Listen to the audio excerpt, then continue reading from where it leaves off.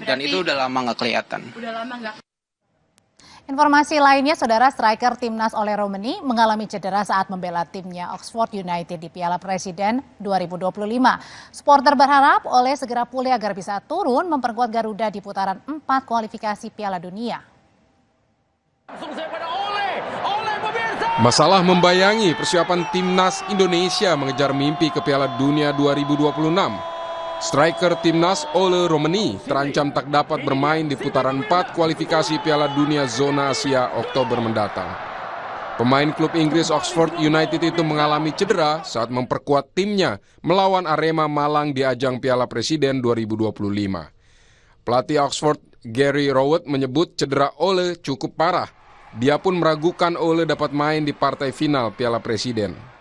All of the same, it looked quite a bad injury, but again, we'll see whether potentially he's available for the final. I appreciate those two players, of course. There are a lot of fans have come to see those two players play. So, yeah, if there's at all a chance for them to play, great. If there isn't, then we have to accept that.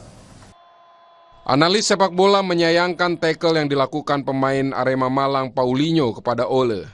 Padahal Piala Presiden hanya turnamen pramusim.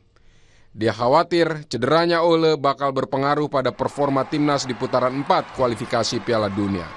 Kalau apabila dia harus cedera lebih lama, dan untuk kansnya bersama timnas Indonesia tentu ada setback karena dia artinya akan kehilangan fase krusial pramusim dan juga persiapan tim menghadapi musim baru. Harapannya ya dia bisa kembali secepat mungkin. Cederanya Ole jelas jadi kabar kurang menggembirakan bagi skuad Garuda yang akan menghadapi putaran 4.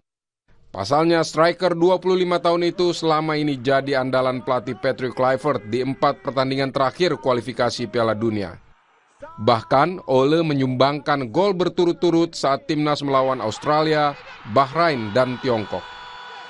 Supporter timnas pun ramai-ramai memberi dukungan kepada Ole Romeni. Mereka berharap Ole dapat segera kembali pulih dan bisa maksimal memperkuat timnas di putaran 4 kualifikasi Piala Dunia. Undian putaran 4 kualifikasi Piala Dunia bakal berlangsung pada 17 Juli di Kuala Lumpur. Nantinya akan ada 2 grup yang terdiri dari 3 tim. Juara grup akan otomatis lolos ke Piala Dunia 2026. Tim Liputan Kompas TV.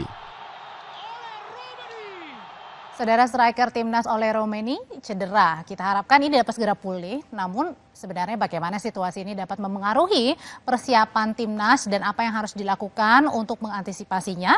Kita akan membahasnya bersama dengan analis sepak bola Gita Suwandono. Selamat malam, Bung Gita. Selamat malam, Audrey. Ya, Bung Gita, ini kan pelatih Oxford ini bilang kalau cedera Ole ini cukup parah ya. Kalau pelatih bilang ini cukup memprihatinkan lah, parah begitu. Kira-kira biasanya berapa lama sih, Pung, untuk bisa sembuh, untuk bisa pulih, mulai lagi bermain bola? Kalau melihat sliding yang dilakukan oleh Paulinho Mocelin, saya ngelihatnya hanya dari TV ya.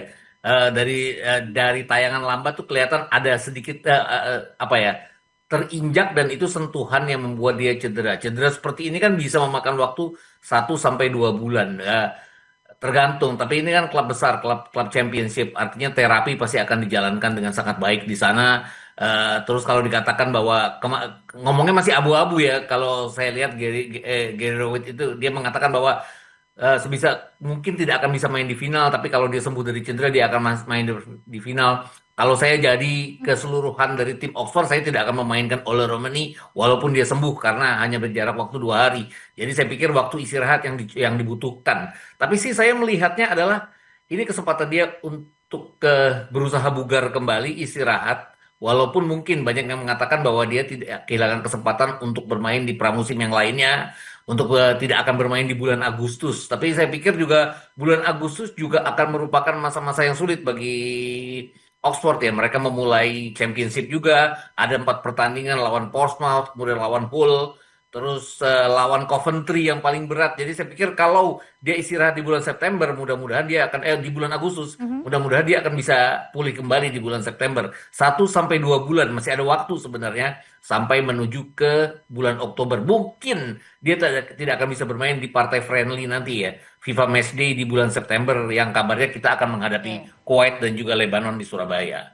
Nah, kalau gitu kan sudah pasti kita tahu semuanya ya bahwa Ole ini adalah pencetak gol pada saat terutama untuk kualifikasi, artinya menyelamatkan kita dan membawa kita sampai sekarang ya, Bung Gita ya di babak sekarang ini. Nah, kalau gitu pertanyaannya siapa kira-kira yang bisa menggantikan Ole nih? Ya, kalau kita lihat mungkin tidak akan ada yang sebagus Ole mungkin ya. Ole juga dinaturalisasi untuk mengisi missing piece yang tidak kita miliki, striker nomor 9. Tapi kan kabarnya akan dinaturalisasi lagi pemain berikutnya, Mauro Zilstra. Ini dia juga seorang striker walaupun dia hanya bermain di level kedua di Liga Belanda di Eerste Divisie Volendam. Dan belum terbukti penampilannya di kancah internasional. Tapi saya pikir juga layak dicoba kalau dia sampai bisa dinaturalisasi. Atau kalau Ragnar Oragmangun sudah bisa bermain kembali, ya Ragnar yang akan bermain sebagai real number 9 kita ya. Jadi saya pikir pilihannya akan seperti itu.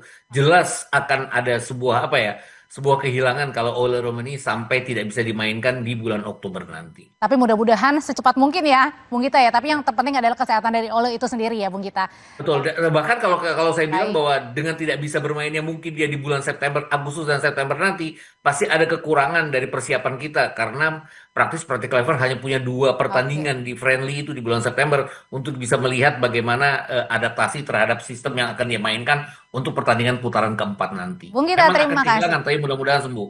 Iya, amin. Terima kasih Bung Gita, selamat malam. Sama-sama. Saudara, punya hunian di pusat kota dengan harga yang terjangkau, pasti ini menjadi impian semua warga, semua orang ya, khususnya bagi warga Jakarta. Nah, kini ada sebuah konsep baru yang memungkinkan Anda dan juga saya ini punya hunian di pusat kota, tapi harganya terjangkau. Konsep itu salah satunya terwujud dalam bentuk hunian flat yang berada di kawasan elit di Menteng, Jakarta Pusat. Kira-kira berapa harganya? Masih tersedia nggak unitnya? Kita bahas setelah jeda berikut ini.